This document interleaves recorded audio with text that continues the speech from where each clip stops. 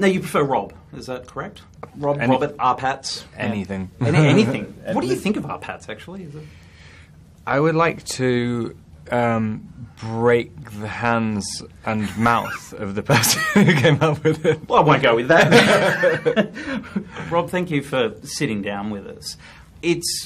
It's funny to look at it because it's actually only 5 years that you've been basically involved in Twilight, and whilst we know vampires live forever, I can't help but wonder if it doesn't feel the same for you, that it seems like it must have gone on forever. It's been so big and so overwhelming. Not really. I mean, it feels like it's gone on for a really short time. I mean, when I look at clips and things from the first movie, I'm like, oh wow, I was a lot younger then. I mean, I don't really have any conception of it. I think you kind of ironically get like stuck. You stop aging. I think I've stopped mentally aging since I did the first one. My life hasn't changed at all. I think that happens to a lot of people. You're just the only one who's allowed to do it. I mean, technically you have to. You aren't allowed to age. So you just get to 21. That's it. Yeah. I haven't got it. Nothing's developed. Is it nice to be closing the book, so to speak? Yeah. I mean, it's been the one difficult thing about it is just doing 5 movies playing the same character. I mean, who doesn't change, doesn't age, and he's achieved everything he wants to achieve in the first movie because he just wants to be with Bella, and so it's difficult to think of where to go with it. But yeah, it's good to kind of move on to something else. You obviously got so many other roles you've taken on over the course of the 5 years, and it feels like these have been roles you've been really cutting your teeth on and trying to sort of push yourself wider as an actor and make sure that you're not just Edward. Is that a fair assessment?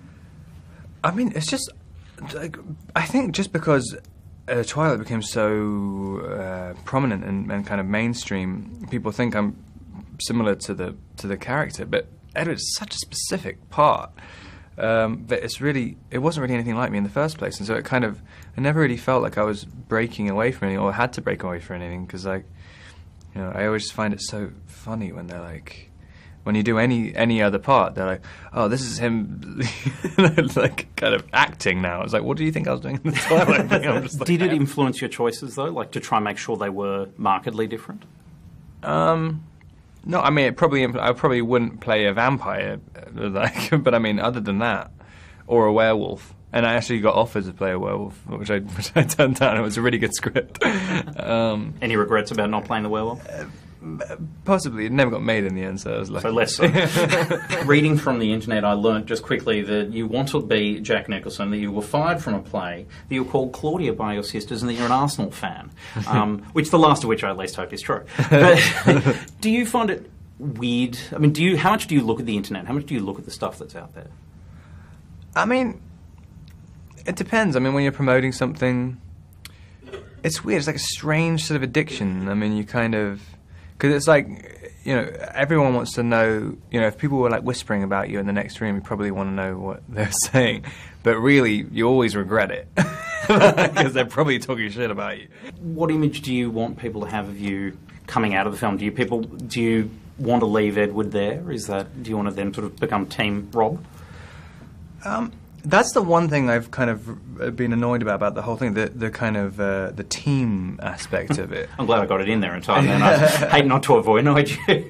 No, it's the thing. It's strange. I think that's what has created a very strange atmosphere around how the movies are kind of promoted and stuff, because it's making it like a sport or something, and it's becomes, people can't really watch the film anymore because they're thinking about all this other silliness, and it's kind of... Yeah, I hope that stuff is sort of left behind, like the nicknames and things. It's like, yeah, it's very strange that how you develop a nickname. It's like, okay, like, and which actors don't get them. Is it frustrating that so many interviews just skew straight into your personal life when you're trying to talk about a project? I mean, I think, well...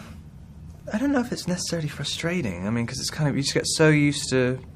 It's not really like... You do an interview about you talk about anything, and it's, they need to get hits for a website or a newspaper or whatever. You need to sell it in one way or another. and it's really not up to you. So you could talk about absolutely nothing, and then, you know, the editor's going to put it however they want anyway. So it's kind of part of the thing. What you reveal what you want to reveal, and you kind of talk about what you want to talk about. You know, if people want to talk about the movie, then that's great. It's got to be.